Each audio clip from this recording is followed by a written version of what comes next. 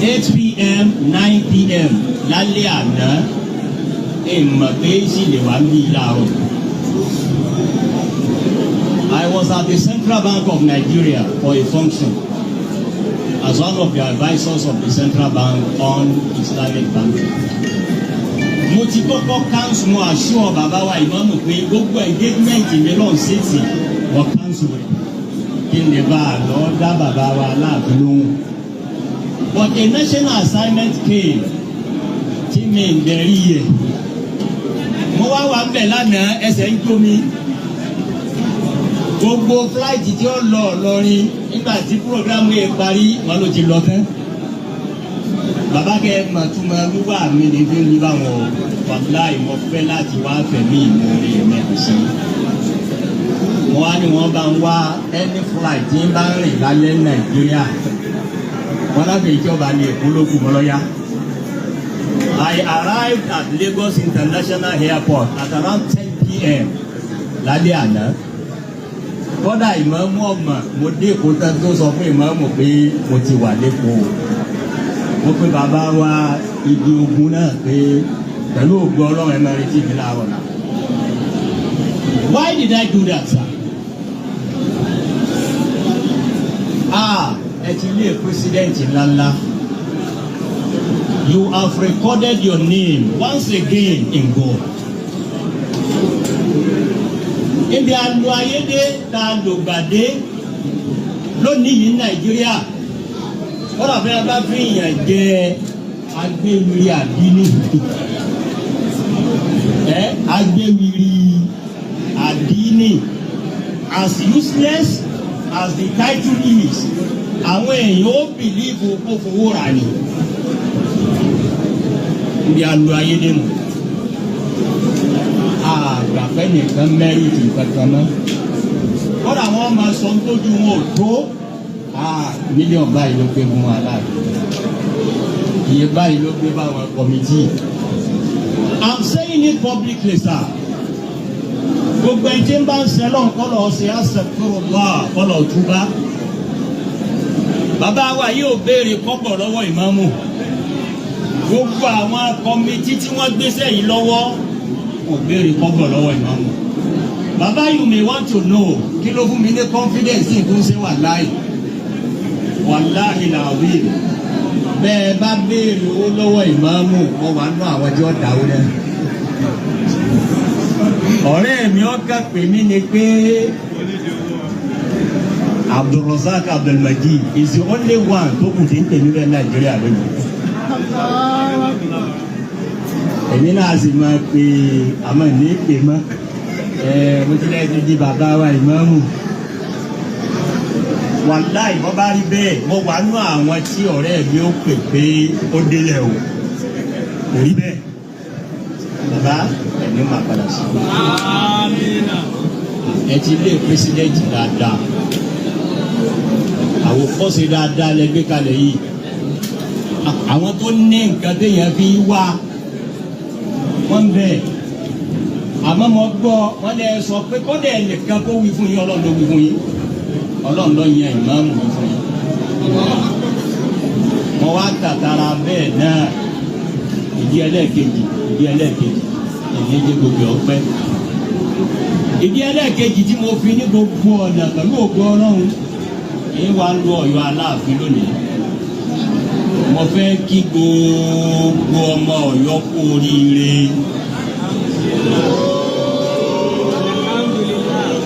Mo kí gbogbo ọmọ Ọ̀yọ́ kú oríire. Mo tún kí gbogbo ọmọ Ọ̀yọ́ kú oríire.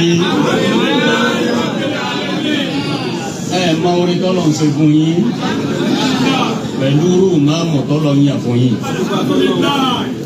Ẹ̀yin lẹ bí ìmáàmù àmọ́ mo lè sọ ẹnu mi gbà á kí n pé ẹni tí ọmọ ìmáàmù jù mí lọ kọ́dà nu ọmọ Ọ̀yọ́ kéré. Bọ́bá di January 2026 yóò di 36 solid years jẹ́mi àti ìmáàmù jù wá. And ever since ìmáàmù yìí máa nǹkan kan téèyàn gbọ́dọ̀ máa ń ta láburú pé ó ní nǹkan kan tí ń ṣe o ẹ má jẹ́ ayé ọmọ o wàláhì làbí. ìmáàmù tó lọ yàn fún yìí onímímọ̀ amòye ọlọ́gbọ́n ẹlẹ́kọ̀ọ́ oníwà èyí tó wá borí gbogbo ẹ̀ olùbẹ̀rù Ọlọ́run ni.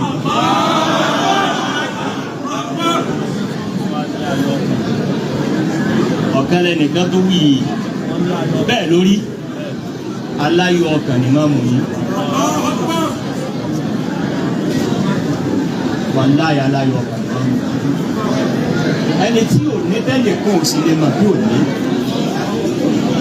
ìmáàmù tí ọ̀rẹ́dì àti mọ́gẹ́jì àláfíà rẹ̀ fún kankan kò sí price téèyàn ọ̀sán fún ìmáàmù tí ó wàá pé má àlìkìyàmọ̀ rẹ̀ wá tí ó ga shahadatan lillah ní tí mo máa ń pa ìmáàmù ní sọ òun ló mú mi kí gbogbo ẹ̀dá kan Ọ̀yọ́ là ń kí lọ́wọ́ ẹ̀yin là ń kíkó oríire lọ́wọ́ mo kí kó oríire o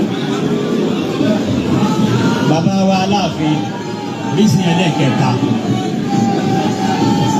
òun ní ọ̀rọ̀ tẹ́ ẹ ní sọ bó ti lè wù lásìkò fótó náà kì í sọ ńlọ́jọ́ bẹ́ẹ̀ náà kì í sọ̀rọ̀ náà bàbá wa Aláàfin ní kí n sọ̀rọ̀ lórí king as an institutionalized authority designated, ordained, appointed by the God Almighty. Gbogbo tí ń jọba aláṣẹ ni wọ́n lórí ilẹ̀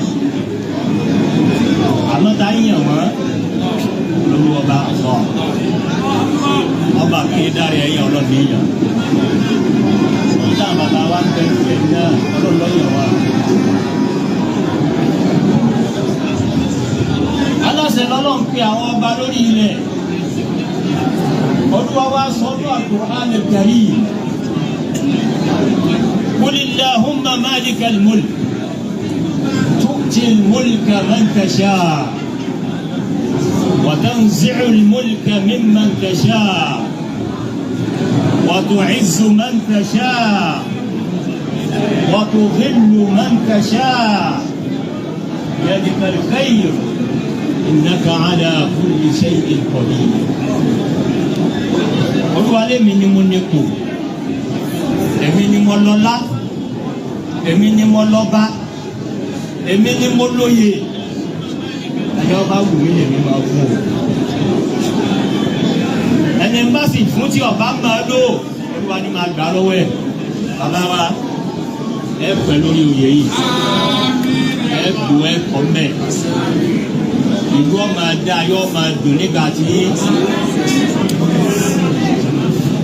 Olúwa lóhun ọba òun lọ́lọ́run ọba tóun máa pẹ́ ẹni tó bá wù ú òun àṣàpẹ́lẹ́ gan. Ẹni tí ń bá kọ́ lọ́hùn lé bàbá wo nǹkan kan lára ìmáàmù ìbẹ̀rù Ọlọ́run lẹ́wọ̀ lára ẹ̀. Yóò rí iṣẹ́ yìí ṣe bí wọ́n ti wí ń lẹ́wọ̀ Olúwa ọkùnrin yìí lè ṣe. Wọ́n tó vélo mẹ́ntẹ̀ṣà. Ọlọ́dẹni tó bá tó sábùkù àwọn Olúwa wọlé o.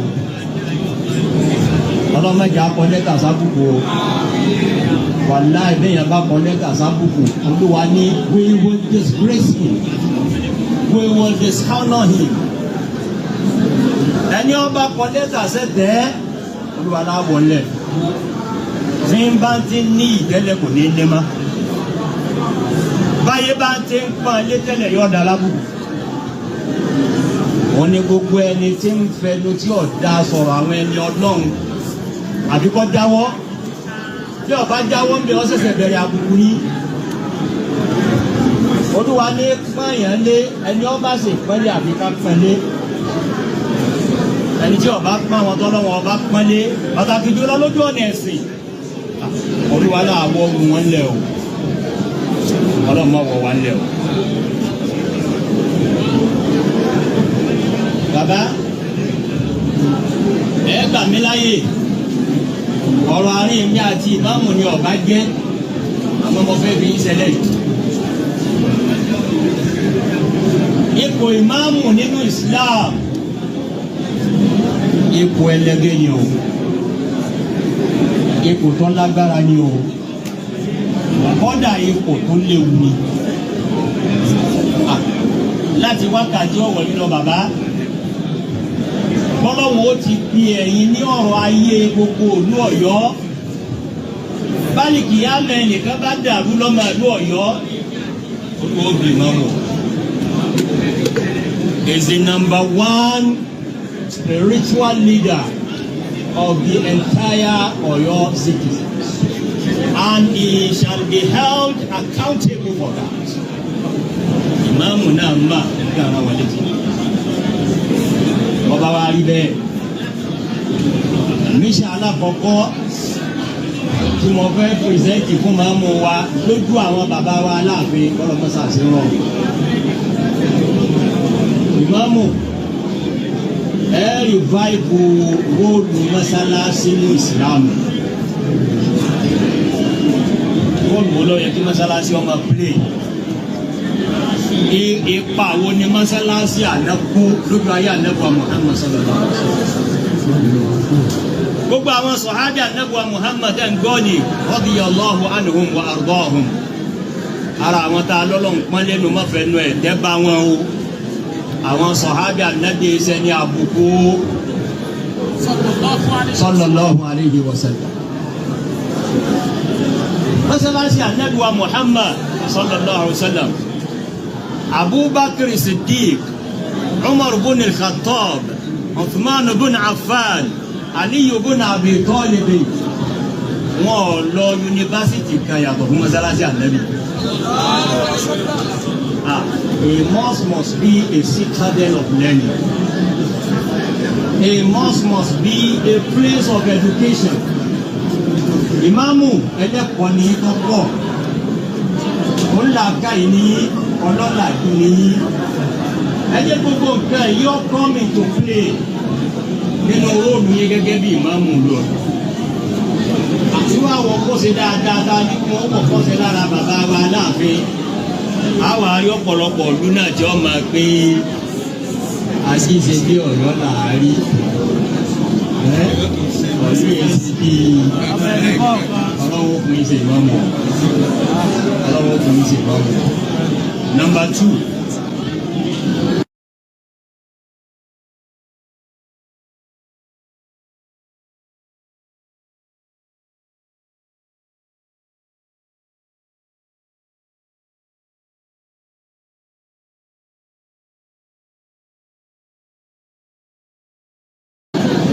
Imam ọ̀dọ́wọ́